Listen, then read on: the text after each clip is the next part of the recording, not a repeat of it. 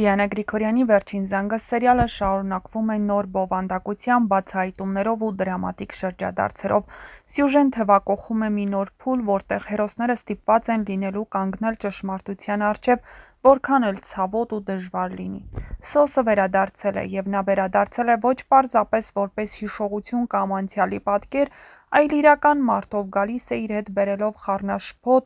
անավարտ պատմություններ և բարդացած ճակատագրեր։ Նրա վերադարձը ցնցում է բոլորին, բայց առավելապես Աննային։ Երբ Աննան տեսնում է Սոսին, նրա հոգու ներսում մի ամբողջ աշխարհ է փլվում, նրա աչքերը բացվում են երկար տարիներ քողարկված ճշմարտության առաջ, և նա հանկարծ հասկանում է, որքան խաբված է եղել։ Նրա ամուր կանգնած ինքնավստահ կերպարը մի ակնթարթում փլվում է, երբ աչքերում արտացոլվում է վախ, ապշանք և խորը ցավ։ Եվ հենց այդ հուզական բախումը դառնում է պատճառ, որ Աննան ուշագնաց է լինում, նրա գիտակցությունն ի զորու չէ զսպել այն ահռելի ծանրությունը, որը վայրկյանապես լցվում է նրա սրտում։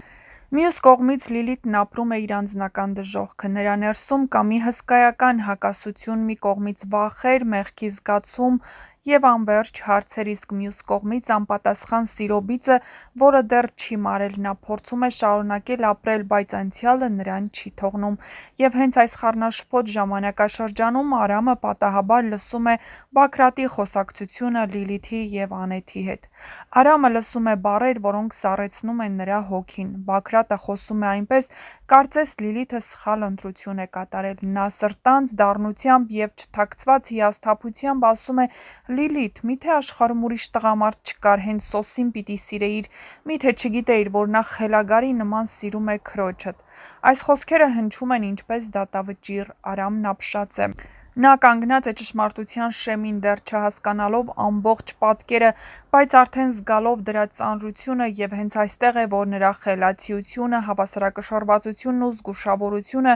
դառնում են կարևոր։ Արամը սկսում է վերագնահատել ամեն բան, թե ինչու է հայրն այդքան դաժան ու անհավասարակշիռ կերպով վարվում Լիլիթի հետ, և թե ինչու է Աննան այդքան խոցելի դարձել։ Նա փորձում է տեսնել պատկերը ոչ թե մակերեսային, այլ խորքային, հասկանալով, որ այստեղ հույզերի հետևում թաքնված են տարիներով թաքցված գաղտնիքները։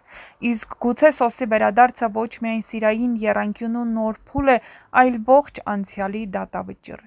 Արամը սկսում է վերագնահատել ամեն բան, թե ինչու է հայրն այդքան դաժան ու անհավասարակշիռ կերպով վարվում Լիլիթի հետ, թե ինչու է Աննան այդքան խոցելի դարձել։ Նա փորձում է տեսնել պատկերը ոչ թե մակերեսային, այլ խորքային, հասկանալով, որ այստեղ հույզերի հետևում թաքնված են տարիներով թաքցված գաղտնիքներ։ Իսկ գուցե Սոսի վերադարձը ոչ միայն սիրային եռանկյունու նոր փուլ է, այլ մի ողջ անցյալի դատավճիռ։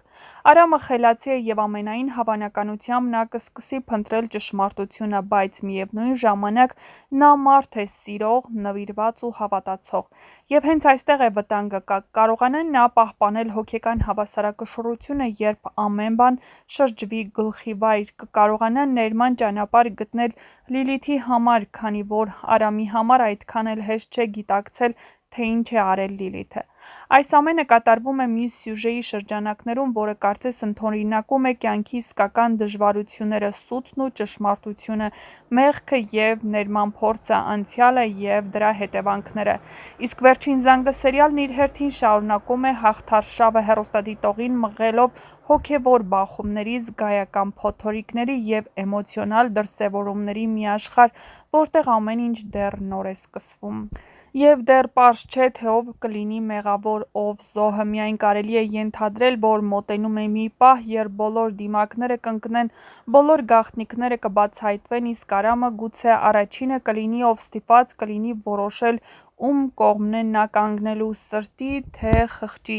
Իսկ մինչ կբացահայտվեն այս և այլ շատ հետաքրքիր գաղտնիքներ, չմոռանաք բաժանորդագրվել մեր ալիքին, որպեսզի բաց չթողնեք ամենադիտարժան տեսանյութերը առաջինը դիտելու հնարավորությունը և իհարկե տեղեկանալու նոր սերիալների, սերիալներում կատարվող փոփոխությունների,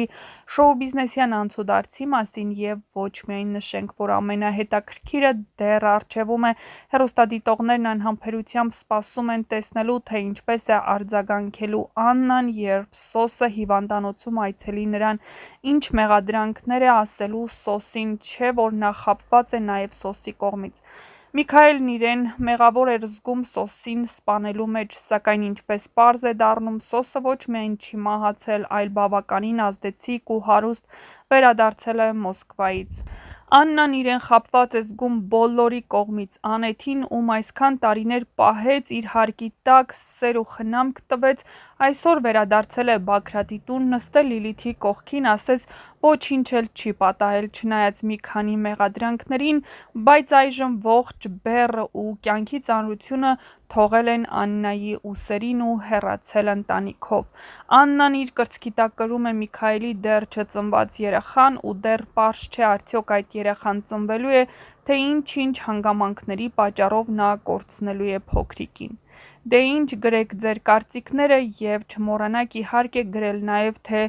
այս հեռուստասերիալում որ կերպարին ու որ դերասանին եք ամենաշատը հավանում և որ կերպարի ու դերասանի մասին կցանկանայիք ավելին իմանալ։ Նշենք, որ Հենրին ու Անգելինան դեռևս կմնան բաժանված, քանի որ ինչպես պարզ դարձավ նախորդ սերիայից, Հենդոն ջնջեց հեռախոսազանգը։ Արդյոք Հենրին բավական ուշ է իմանալու, որ հենց Հենդոն է ԴՆԹ պատասխանները կեղծել կամ նույնիսկ թույլ չի տվել, որ հասնի իրեն։ Դե ինչ գրեք, սպասեք նոր տեսանյութերի։